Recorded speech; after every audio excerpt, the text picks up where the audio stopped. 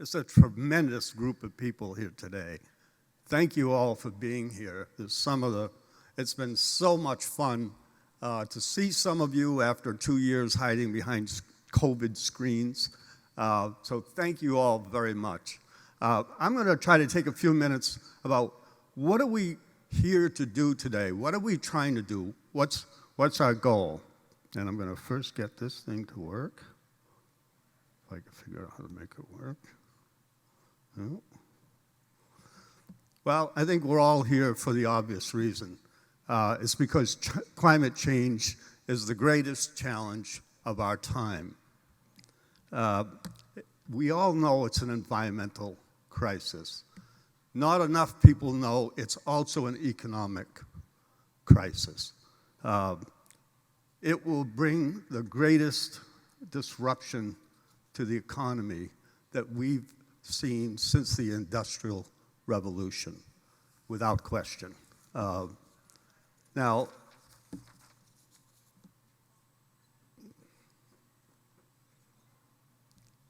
climate change requires us to think and act in new ways. There are 147,000 businesses in Maine. They operate tens of thousands of buildings, hundreds of thousands of vehicles. They maintain supply networks around the globe. Unless more of those businesses take action on climate, we cannot meet the state's ambitious goals for climate. And unless those businesses take action on climate to adapt, to reinvent themselves, many of them will not survive, and the economy cannot flourish going forward. It's a very simple proposition driven by simple math. If the business community is not engaged, we cannot succeed. That's why I've devoted my time to this issue. Now, on the other hand, businesses that collaborate, that learn, that plan together, that work together, can do well and will do well, and so will the economy. So, as I've said, climate change will force us to think. It demands of us that we think and act in new ways. And that means a focus on action, not just words. Action that is not all in Geneva or Washington or even here in Augusta. It's in your business and your home. This is in many ways the missing piece. There are too many people waiting around to see what's going to happen somewhere else. We want things to happen here, where we are, practical things. So we're here today to learn, to connect, to share, to teach, and to inspire. We're also here today, those are the things we can do personally, but we're also here today to build understanding, to create alliances, to help each other. This is a self-help movement we're talking about. We need to help each other. If you learn something, share it. If you have a question, ask it. You know, one of the great models of this, for those of you who are familiar with nonprofits and movements and change, one of the great models in the state of Maine is MOFGA. I've been saying this for 3 decades, MOFGA. You know, if you don't know what it is, Maine Organic Farmers and Gardeners Association. When they started, organic farming was not a popular thing. It was a small group. And what did they do? They taught each other.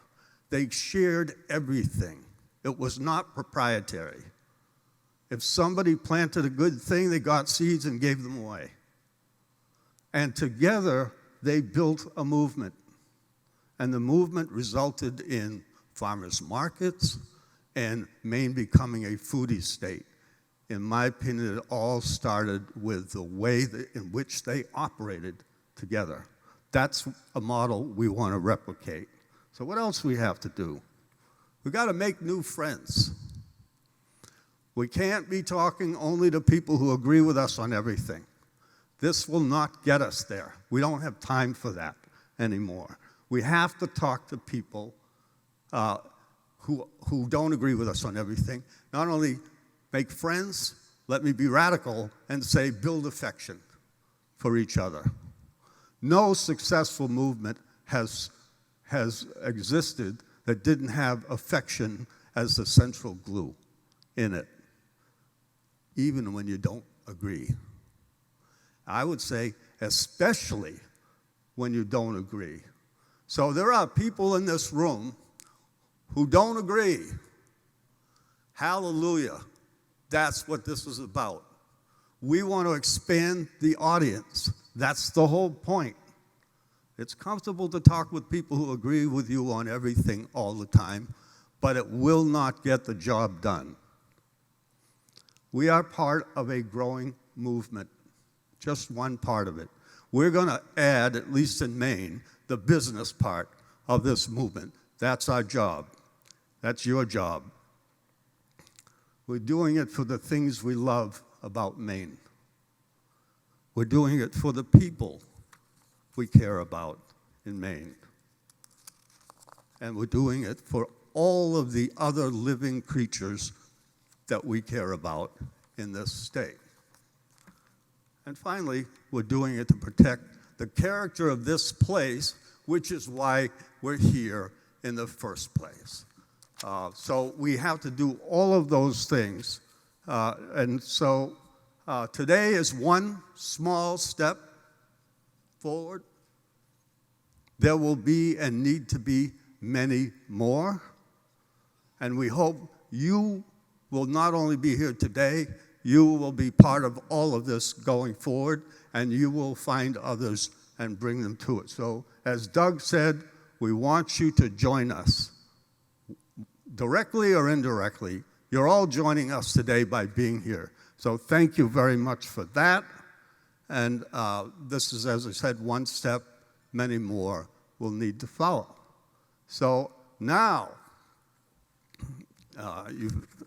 I have the immense pleasure of introducing to you 5 leaders in Maine, extraordinary leaders of nonprofit organizations who represent, in a way, all of the partner organizations that have been working together on this. It has been an extraordinary alliance of organizations working together on this. It bodes well for the future, and I want to thank every one of them. But particularly the 5, Quincy Hensel is the CEO of the Portland Regional Chamber of Commerce. Rebecca Sanders is the CEO of the Natural Resources Council of Maine. And Rebecca, by the way, is new to Maine. So I want you to go out of your way to introduce yourself to Rebecca, who wants to meet everybody by 10 o'clock. And we're delighted to have you in Maine, Rebecca, and thank you for all the great work you're doing. Lisa DeSisto is the CEO of Masthead Media, also the Portland papers and all the dailies all around the state and so many weeklies. Fantastic organization. Deb Newman is president and CEO of the Bangor Region Chamber. And Betsy Beeman is the CEO of Coastal Enterprises, Inc., CEI. These are all fantastic organizations and wonderful people, and I'm going to invite them all to come and help me welcome you this morning. Thank you.